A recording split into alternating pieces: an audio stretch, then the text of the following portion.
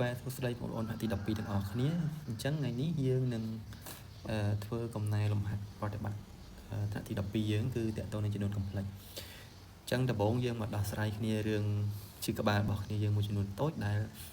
គាត់នៅតែច្រឡំចំនួនកំ plex ឆ្លាស់និងចំនួនកំ plex ផ្ទុយអញ្ចឹងដំបូងយើងមើលសិនជារំលឹកតិចណាអូខេអញ្ចឹងសិតយើងស្មើគេគឺ a បូក be អញ្ចឹង a នេះគេហៅផ្នែកប៉ិត B នេះគឺជាផ្នែកនិមិត្តអញ្ចឹងយើងមើលចំនួនកំ plex ឆ្លាស់គេតាំងដោយគេកំ plex ឆ្លាស់តាំងដោយសិតបាអញ្ចឹងកំ plex ឆ្លាស់យើងគឺ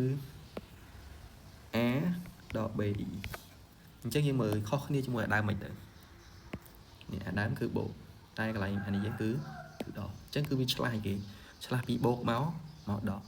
ចុះចំនួនកំ plex ផ្ទុយវិញផ្ទុយយើងមិនទៅគឺដក A ដល់ B អញ្ចឹងយើងសង្កេតមើលកន្លែងនេះមួយទៀតសញ្ញាកន្លែងនេះដកសញ្ញានេះក៏ដកប៉ុន្តែអាដើមយើងមិនអាដើមយើងបូក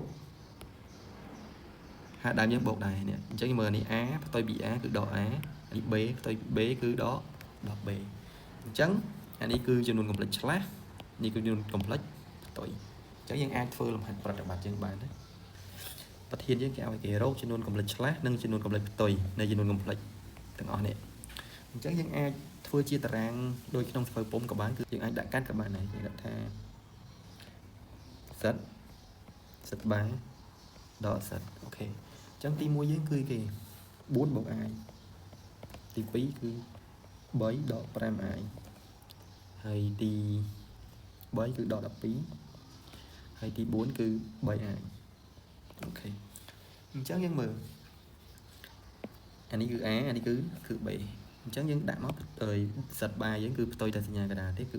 4ដក i ចុះដកសិតវាផ្ទុយសញ្ញាទាំងអស់ហ្នឹងអញ្ចឹងផ្ទុយពី4គឺដក4ផ្ទុយពី i គឺដក i អូខេទី2យើងមើលសញ្ញាកណ្ដាលនេះគឺសញ្ញាដកអញ្ចឹងគេចង់រកសិតបាគឺគេ3បូក5 5i ចុះដកសិតអានេះ3ផ្ទុយពី3គឺដក3អានេះដក5ផ្ទុយពីដក5គឺ5អញ្ចឹងបានគេចឹងដក3បូក5 5i អាហ្នឹងដូចគុណសញ្ញាដកចូលអញ្ចឹងណាអូខេអញ្ចឹងយើងមើលកន្លែងនេះទី3ណាដក12អញ្ចឹងអាហ្នឹងសួរថាដក12ហ្នឹងវាចូលជាតម្រងពេជ្រកណិតហើយនៅតម្រង a បូក b e ហើយនៅអញ្ចឹងនៅដក12បូក0 i អញ្ចឹងចំនួនកំ plex ឆ្លាស់សិតបាហើយចំនួនកំ plex ផ្ទុយដកសិតយើងរកមិនទៅហ្នឹងអញ្ចឹងយើងឃើញសញ្ញាកណ្ដាលហើយអានេះ 0i នៅតែ 0i កណ្ដាលអញ្ចឹងយើងអាចដាក់ថាម៉េចដក12បូក 0i នេះសិតណាអញ្ចឹងសិតបាវាស្មើគេដក12ដក 0i ពេលដកសិតវាស្មើនឹងគេ12បូក 0i អញ្ចឹងសិតបាយើងអាចសេថាដក12ទៅទេក៏បាន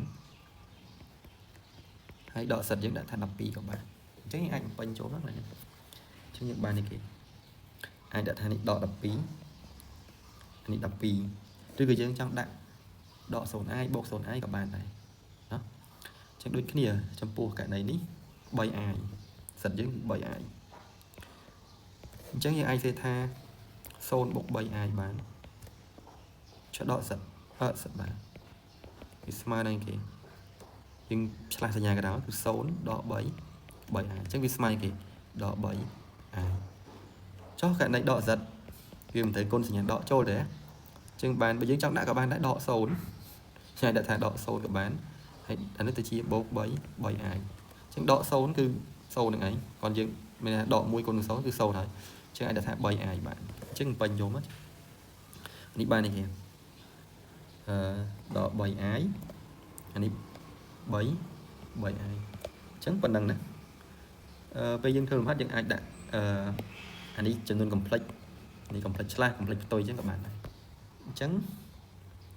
យើងមានប៉ុណ្ណឹងណាវីដេអូក្រោយយើងនឹងរៀនពីប្រមាណទីបូកដកគុណចែកចំនួនកំ plex ទៀតបាទអរគុណ